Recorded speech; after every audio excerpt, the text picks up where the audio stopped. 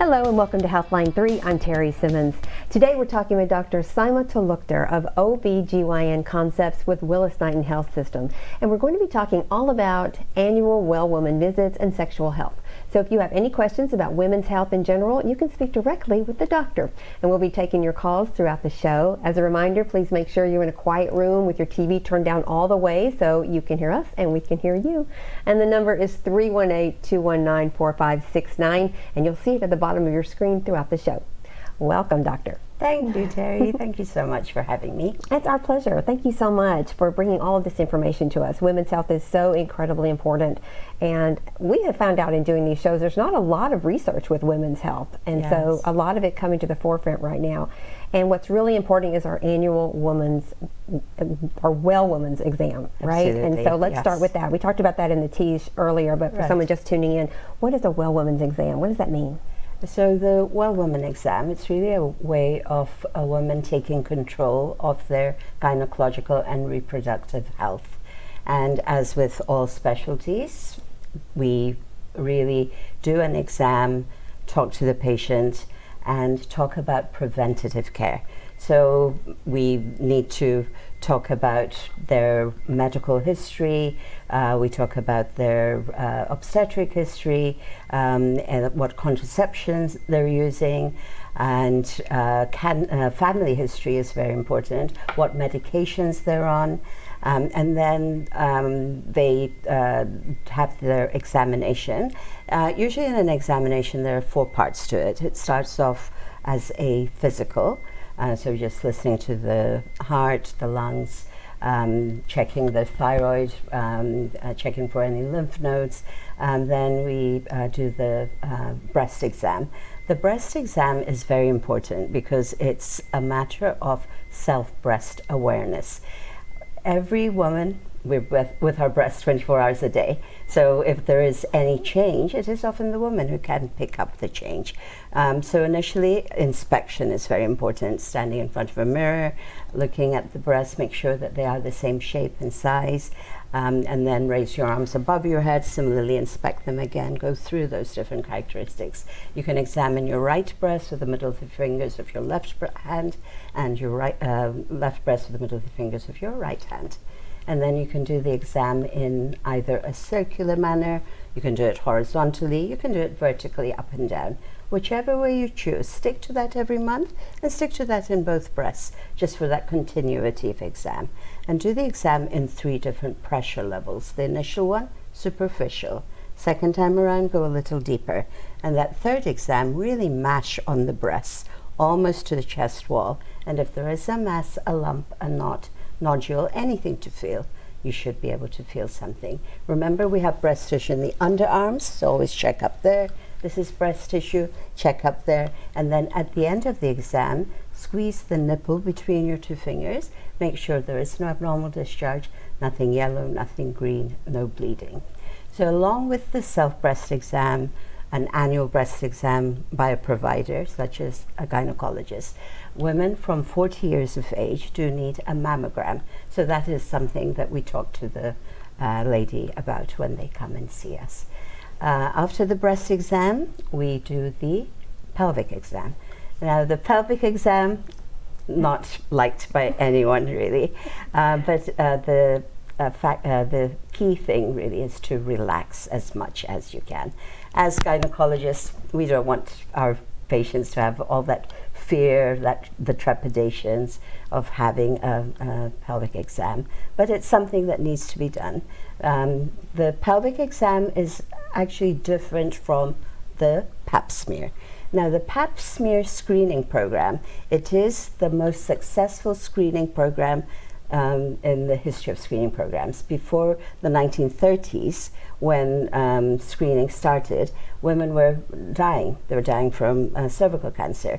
But now, the fact that we are picking things up in a precancerous state means that it doesn't get to that cancerous state. And there are, from time to time, recommendations put out by various societies that we have in the States. And at the moment, the recommendation is not to start having a pap smear until the woman is 21 years of age. before a few years ago, we would start from teens when someone became sexually active. That is not necessary, because we were seeing that we were doing a lot more treatments, unnecessary the interventions. So 21 is the age that we start doing the pap smear. It is recommended to do them every 3 years in women under the age of 30, and then 5 years over the age of 30. Now, this is, again, very individual. You have that talk with your provider, and if your provider feels that you need annual pap smears, then that's fine. You do need an annual pap smear, and that might be because you've had abnormal paps in the past. So the upper limit of having a pap smear, it's 65. That, again, it's a very individual. If a woman has had precancerous lesions, then we need to continue even beyond 65. Once a woman has a hysterectomy, which is the removal of the uterus, you don't need to do pap smears unless the hysterectomy was done for cancer. In that case, then you would continue to have a pap smear, but of the vaginal cuff, not of the cervix. Right, because I know that there are some hysterectomies, they used to leave the cervix. That was often a question. And they say, have you had a hysterectomy? And then do you still have your cervix? Absolutely. And a lot of patients did not know. That's a question that I think as a patient you're not sure. But a pap smear technically is taking the tissue from the cervix to detect cervical cancer, which is very difficult on its own. Absolutely. Right? Because the symptoms don't show up until there's something really detectable. Yes, no, absolutely. Unless you have a tumor, a necrotic tumor that causes bleeding on contact, that's when it does become visible. But before then, doing the cytology or that sampling of the cervix is really important. Really important. So let's go back to the breast exam too. Yes. And I'd like that was wonderful to tell everybody, even now at home watching, you can do that with the 3 fingers of the opposite, and the 3 different pressures too is really important too. Yes. And is it good to do that because to get a baseline of how, because every woman's body is different. Yes. Because what you're really looking for is change. So don't put the pressure on yourself to identify what a tumor feels like. It's just any kind of change in the tissue, right? That is important. You know, we are very individual. Everything is personal. Yes, people have different noses, lips, and our breasts. They do vary. Very different. And if doing a breast exam, it really gives you an idea what your normal is. Once women have babies, yes, the breasts, they may undergo even more changes. So having that monthly awareness of these subtle changes, that is what is important. And you said it's monthly, so the same day every month, because they'll change with cycles. They do. I ask my ladies to do the exam after the end of their period, because your breasts aren't as tender at the time. Right. And for women who've had hysterectomy or are menopausal, no more periods, then you can choose either the first or the last of the month. Just for that reminder. Just stay consistent. Yes. For the consistency. And you suggest like every time you're in the shower, just really, or bathe anytime you're in the bathroom, in the shower. Yes, that again, very personal. If you, some women do it in the shower because they're lathered up. Some women do it after they step out of the shower in front of the bathroom mirror. Yes, you can do it sitting, you can do it laying down, whichever way you feel more comfortable, but just sticking to that. Just be consistent. For consistency. And that's really just peace of mind. Especially if you did this at the first of the month and then you forget and you do it mid-month and something feels different. Remember, you've done it on the first of every month. It just might be something different. Yes. But still call if you're something you're concerned about. Absolutely. Yeah. Yes. There's never a time that's going to be too silly. Alone. Yeah, because it's much better to hear from your doctor, oh, that's okay. Yes. It's nothing, or it's just because of the cycle. Or let's check it out for peace of mind. No, certainly. And what are you looking for when you're in front of the mirror and you hold your arms up? What are you looking for? It's similar. Initially, I ask my ladies to actually put their arms on their waist when you're looking in the mirror, and inspect them. Make sure that they are the same shape, size, appearance, contour.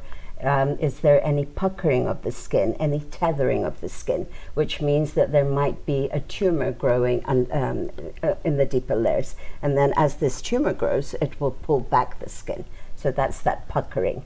And then sometimes if someone has really neglected their breast exams, you may actually see a tumor. That is possible. And then when you raise your arms up, again, similarly, you just go through those different characteristics. Okay, and will you do that also? Like, in the doctor's office, will you have us put our hands on our hips, and will you look at that too and have us do that so you can visually see? I do, yes. And then I find that when I'm explaining this to them, I actually see them doing this as I'm talking to them. Yeah. So it's great to see that they're taking it in, and then when they, I do sometimes ask them to do that as well. And I think if anything we can do this morning is with that thread is to help people feel comfortable about it. Maybe this conversation will open that up, because it is a safe environment. And if you're going to ask any questions or feel anything, this is the place to do it. It's like very personal. Yes. And just you can be as vulnerable as possible and get answers to your questions. Yes. And sometimes it's a young patient coming in with that first pelvic exam, and it doesn't matter how old you are or anything in your life. It may be just scary. And it is. It's so invasive feeling. It is. And we, as gynecologists, we just really want you to know that we are aware of it. A lot of women, they have a lot of trauma in their lives, and we really want you to be upfront with that. Tell us that you've been through this, that it's very difficult for them. You can bring a friend, you can bring a partner. My nurse is wonderful.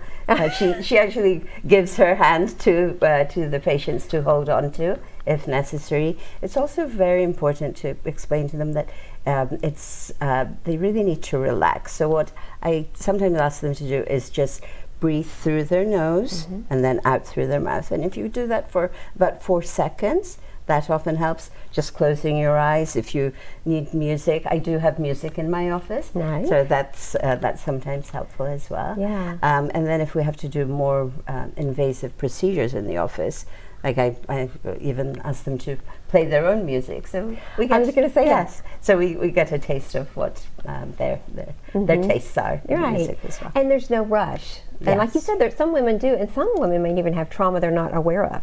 They might come in there for this first time, and it may trigger something. Yes. And you're always paying attention, and they can stop it at any time. They Once you're in there control. and you start that, and you say, "I just can't do this." Yes. You can. And we're probably making it sound much worse than it is, but it is about just relaxing. It's an exam, and that's it, and it doesn't last very long. No. And just relax and breathe through it. Yes. And it really is a very normal thing. And I think it's like almost everything. Once you've been through the first time, you can almost even look forward to it. It's going to be fine, because you know you're just going to relax and find out it's for your health. Yes. And it's another way to take charge. Yes. To kind of take this pelvic exam as a way of that you're controlling and taking charge of yourself. Yes. And you don't have to guess. Yeah. Someone is taking care of that for you and with you. Yes. I think it's a really good suggestion too that your nurse is so willing to come in, because you might not want someone you know. You might want to keep it just completely, but have someone that you trust holding your hand or talking to you or making you laugh. I'm a big laughter person through anything that's going to bother me. If someone can make me laugh, I'm good. I can get through it. It does help. Yeah. Yes. And so just remember that it is your time. Another thing I want ladies to know, that the office is a very non-judgmental zone.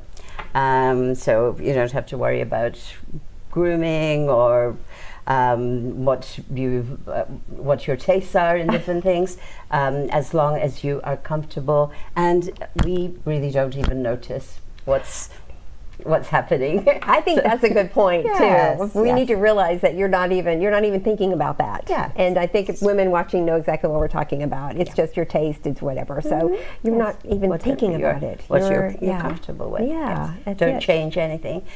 You don't need to cancel if you're having a period. That's not necessary. Sometimes if it's very heavy and plus you feel self-conscious. Yes, if you're very self-conscious, then you can cancel the appointment, but in most cases we are able to get a sample. And that's a good thing to know, anyone watching too, because you might not know until you get there, and then you find out that has already started, and then it's okay. if it's It not is, too heavy, yes. then you can do that. And the worst thing is that you may need to come back if sometimes blood can obscure the cervical cells, so it might be necessary to repeat Okay. the pap. So on the well women, so you get weighed. Is there a urine sample? You give a urine I do sample? like to do a urine sample. Some times there might be a not, asymptomatic urine infection, and there are some women who are more prone to UTIs. Sometimes we find incidental pregnancies. So that's we can do a urine pregnancy test, especially if someone has missed a pill, or their birth control they're not absolutely sure about. Then we also take a urine sample for that. Okay. We check your blood pressure. The weight thing. We do, I have to say, do weights every visit, but if someone does not want to be weighed, then that is absolutely fine as well. And again, let's talk about that too, because Yes. just like the weight, sometimes that's just over, we overemphasize that too. We don't want to do it. Really what you're looking for is a starting point too, because change in weight is something. You're not Yes. judging the number. No, it's good not to at get all. just a baseline. This is what it was. And then the Yes. next time you come in, if it's Yes. relatively the same, or if there's a drastic loss or gain, Yes, could then mean that's something else. That is also important. I really encourage my patients that you really have to be kind to yourself as well. Yes. You need to be very realistic about weight loss goals and aims. So my thing is that you shouldn't lose more than 5 to 10% of your body weight loss over 3 to 6 months. So rather say a woman is 200 pounds and she comes in and I encourage her to lose 10 pounds over the 6 months rather than the 20 pounds over the 3 months. And that is a realistic goal, really. Sure. That is realistic. And once they lose that weight, they get encouraged and then they try and lose more weight. Also, no restrictive diets. So best not to do any keto or Atkins or South Beach. The best diet, which is actually recommended by the American Congress of OBGYN, is Weight Watchers. Because with Weight Watchers, you eat all the food groups, but you eat everything in moderation. So portion control, calorie control. And it has to be a matter of calorie deficit. So really burning much more calories than you are putting into your. And that way there's no deprivation. Yes. You don't feel deprived, which makes you want to Yes. binge sometimes. Okay. Yes. Well, we have a caller for you, doctor. Oh, excellent. Hi, Gladys. Thanks for calling. What is your question? Yes, it's regarding the UTI. Sorry, I Can you can't hear? It's No. regarding the UTI. Okay. Okay, what is your question? Yes, regarding. Okay, I'm I on my can't third hear the round question. of antibiotics. What is your question, Gladys? I'm on my third round of antibiotics for a UTI. I'm in my 80s, and I'm wondering. I've been wearing those daily pads. She's on her third round of biotics. She's in her 80s. Yes. And what was that again, Gladys? I'm going to repeat your question for the doctor so we can get her to hear it. And I wear those pads, and I'm wondering if that could be causing my UTI. She's wearing the pads, and she's wondering if that could cause the UTI since she's on her Yes. third round of antibiotics. Yes. Well, thank you for your question, Gladys. And I'm so sorry. I can't hear with this We'll get it sound going. system. But I think the thing about UTIs is that you really need to get a urine sample done. And from I can understand you have had the urine checked. Is that correct? Well, I can't hear. I didn't understand. Have you had your urine checked, Gladys? Yes, that's what I'm saying. Yes. Yeah, Okay. and Have you? There's just a little bit. She says there's just a little bit more, so she gives me another prescription. She said she'll get a so test, I'm- and the doctor says a little bit more, so she'll give her another prescription. Okay. And we need to, you need to make sure that your physician is also checking the antibiotic sensitivity, just to make sure that you are on the right antibiotic. And from what I understand, that you are using pads, and you're right, sometimes the pads can not necessarily cause more UTI, but it can cause vaginitis or just irritation in the genital area. So for that reason, rather than using pads, there is actually something called Poise Impressa, which is a over-the-counter product that you can insert actually into the genital tract, and then with that, rather than having that irritation of the pad outside, you just have the urine being absorbed by this tampon like pad. And then from that, you may have less irritation. But I think it's very important for you to get the right antibiotic sensitivity, just to make sure that you are being treated with the right medicine. Did that answer your question? More or less. I've enjoyed your interview, and thank you for taking my call. Oh, thank you so much, Gladys. We appreciate it. And thank you so much for watching. She says she's enjoying the interview. Oh, so thank you. Very thank much. you, Gladys. Thank you so much. So, what do you want to move to next? Do you want to talk about contraception, or I think that okay. might be a good thing. Okay. Across the board now, the birth control methods that are encouraged in women are long-term reversible contraceptive methods. So those are methods that the woman doesn't need to take a pill every day. She doesn't need to apply a patch once a week. She doesn't need to insert a vaginal ring every 3 weeks. So it's something that is either inserted into the arm or into the uterus, which is an intrauterine device. And these last for up to 10 years. Oh. So there are hormonal and non-hormonal preparations. I did bring some things in for you to see and to share with our viewers. Okay. So this is the Nexplanon. This is a progesterone-only method, and it is inserted into a woman's non-dominant arm. Okay. So if you feel here, Terry. Okay. So this would be the arm, the non-dominant. So I'm right-handed. So this would be my upper left arm. I would put it into your this upper small. left. I don't know if you can see it. It's a very small. It's about this long, and it's green, and it's very flexible. Yeah, it's very flexible, very bendy. Yes. And so it's like this. I can hold it right here. I don't know if you can see it, but and it's inserted under local anesthetic. Okay. And may I see your arm? Yeah. Okay. So if you can bend your arm. So there's a protuberance here. It's called the medial epicondyle, and it's inserted 8 to 10 centimeters from that protuberance under the skin. Okay. So it goes just under the skin, and if you know whether it's working or not, from time to time just feel over, and if it's there, that means it's working. Okay. It has a progesterone in it, and the progesterone is something called etonogestrel. So the added advantage of that, one, it's user independent.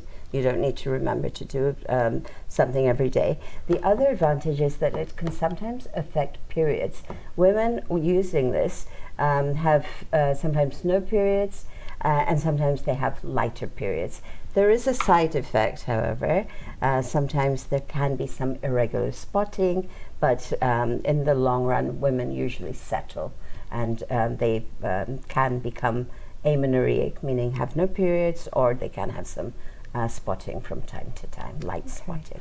Okay, so I have a question about that. When we're interrupting a natural way of a woman's or a human's life for the cycles that we have, if we do something that stops having periods, for example, is that healthy? Is that okay? Because that's a natural thing that works in the body. I know, but the reason why you're not having periods is that the lining of the uterus isn't increasing; it's not growing. So there is nothing to bleed Oh, there's from. nothing to get rid of and so nothing to bleed. Okay. Yes. And All that's right. So it lessens the condition that requires the body to have a period. to need the it's bleed, yes. perfectly healthy. yes, it is. And the spotting could be just because there is some of that needs to be. Yes. But the body knows. That the body does know. It's really I know, incredible. It is very, very, and much so. and when this is inserted in the arm, and I have to say, right where you put it, I can imagine that you're not going to feel that at all. You'd have to really reach for it to Yes. feel that, and I Yes. can feel it just underneath, but it wouldn't be anything that would It wouldn't bother get at in the all. way, no. And because it is so flexible, it almost feels like part of the arm. It's not going to Absolutely. hurt anything. No, And doesn't hurt. so you'll put this in. Does it work right away, or do I need to wait a little while? I usually ask them to use some backup method of contraception for about a week or two. Okay. Some barrier method. Okay. And if I don't like it, if I feel like it's not for me, Yes. because there are different reactions. Everyone's different, right? It just might not work for someone. What are some of the adverse reactions I might have to say, I think it's because of this? Some women, they have very constant bleeding, Okay. so it's not for them. But I usually ask them to stick it out for about 6 months or so, because sometimes it does take that long for things to settle down. Some women do report some mood changes, but very, very seldom, and very small amount of ladies, they describe weight gain, but again, not as notorious as the Depo-Provera shot. Right. That's something that we've really moved away from. And again, that could all level out too. Yes. You may gain right away, but it might Yes. level out and start losing again, go back to your Absolutely. natural Yes. weight. And Yes. so what is it actually doing? What is it about It's it? progesterone, a very minute amount of progesterone is released every day into the system, and it prevents the lining, so the implantation doesn't happen. And the other thing is that it affects ovulation, so you're Of not course, ovulating. right. Not ovulating. Yes. Okay. And is this made of that? So is it dissolving as it No, goes? Or? no. This is actually the sample, but the real one, it's just white in color, and it doesn't dissolve. No, Okay. This is just the medium that it's coming through. that it's released from. Yes. And how long does this last? This is a 3-year birth 3 control year. method, and the added advantage is that the moment it's taken out, fertility does return to normal.